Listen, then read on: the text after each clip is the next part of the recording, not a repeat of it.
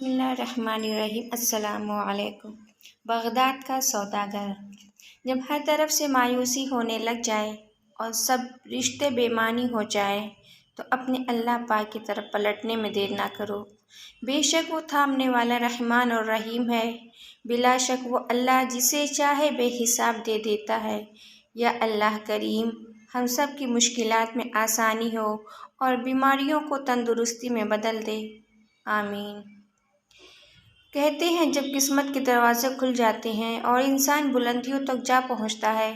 آج ہم آپ کو ایک ایسا ہی واقعہ سناتے ہیں جو ایک بغداد کے سوداگر کے ساتھ ہوا۔ پرانے وقتوں کی بات ہے۔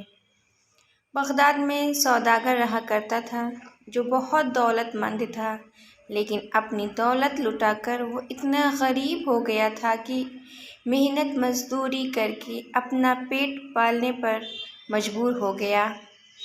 اپنے پچھلے وقت کی عیش و عشرت والی زندگی کو یاد کر کے وہ اکثر غم زدہ ہو جایا کرتا تھا۔ ایک رات وہ بہت اداس اور غم زدہ حالت میں سویا تو اس نے خواب دیکھا۔ ایک بزرگ اس سے کہہ رہے ہیں، تمہاری قسمت کا ستارہ مصر کے شہر قاہرہ میں جگمگا رہا ہے، وہاں جاؤ اور اسے تلاش کرو۔ صبح جب بیدار ہوا تو اسے خواب والے بزرگ کی بات یاد آئی۔ اس نے فوراً قاہرہ جانے کی تیاری کی اور قاہرہ کے لیے روانہ ہو گیا۔ کئی ہفتوں کی تکلیف اور مشقت اٹھا کر وہ اس شہر میں پہنچ گیا۔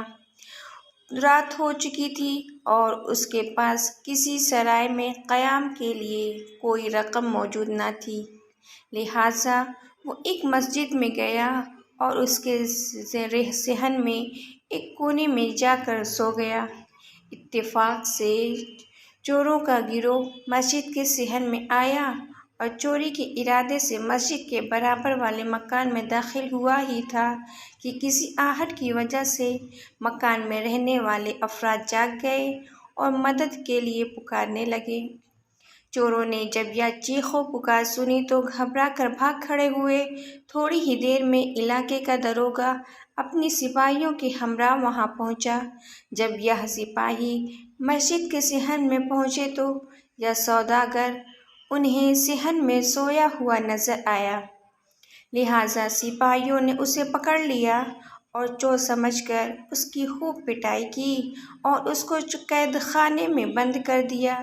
3-4 دن کے بعد داروغہ نے سپاہیوں کو حکم دیا کہ اس اجنبی کو پیش کرو۔ جب یہ سوداگر پیش کیا گیا تو داروغہ نے اس سے پوچھا، تم کون ہو اور کہاں سے آئے ہو؟ سوداگر نے جواب دیا، میں بغداد سے آیا ہوں۔ داروغہ نے سوال کیا، تم بغداد سے قاہرہ کس لیے آئے ہو؟ سوداگر نے جواب دیا، میں نے خواب دیکھا ہے جس میں ایک بزرگ مجھ سے کہہ رہے تھے کہ تمہاری قسمت کا ستارہ قاہرہ میں جگمگا رہا ہے، وہاں جاؤ اور اسے تلاش کرو۔ میں اسی کی تلاش میں آیا تھا، لیکن آپ کے سپاہیوں نے مجھے پکڑ لیا اور میری پٹائی کر دی۔ داروغہ نے جب یہ داستان سنی تو بہت ہنسا اور کہنے لگا، بے وقوف انسان، میں نے بھی کئی مرتبہ خواب میں کسی کو یہ کہتے سنا ہے کہ بغداد جاؤ اور پتھریلی گلی کے فلاں مکان میں ایک صحن ہے جس کے آخر میں ایک باغ ہے، جہاں پر ایک فوارہ ہے جس کے حوض کے نیچے بہت سا خزانہ دفن ہے، لہٰذا وہاں جاؤ اور اسے کھود کر نکالو۔ کیا میں بغداد گیا؟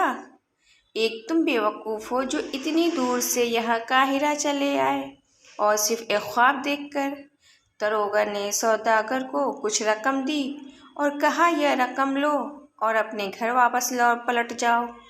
قاہرہ کے داروغہ نے سوداگر کو جس مکان کے بارے میں بتایا وہ دراصل اسی سوداگر کا اپنا مکان تھا۔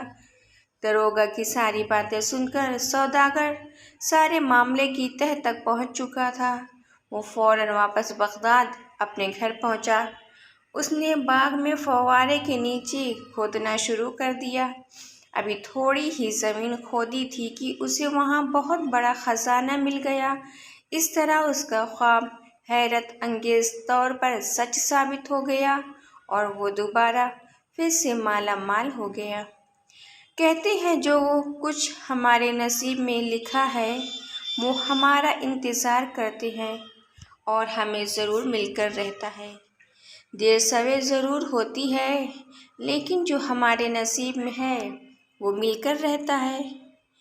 میں امید کرتی ہوں کہ ویڈیو آپ دوستوں کو پسند آئی ہوگی۔ ویڈیو پسند آ جائے تو لائک اور شیئر ضرور کر دیجیے گا اور آنے والی نئی ویڈیوز کے لیے ہمارے چینل کو سبسکرائب کر دیں اور ساتھ میں موجود گھنٹی کے بٹن کو ضرور دبا دیں تاکہ ہماری ہر نئی آنے والی ویڈیو سب کے پہلے آپ تک پہنچے۔ مجھے دیجیے اجازت۔ اللہ حافظ۔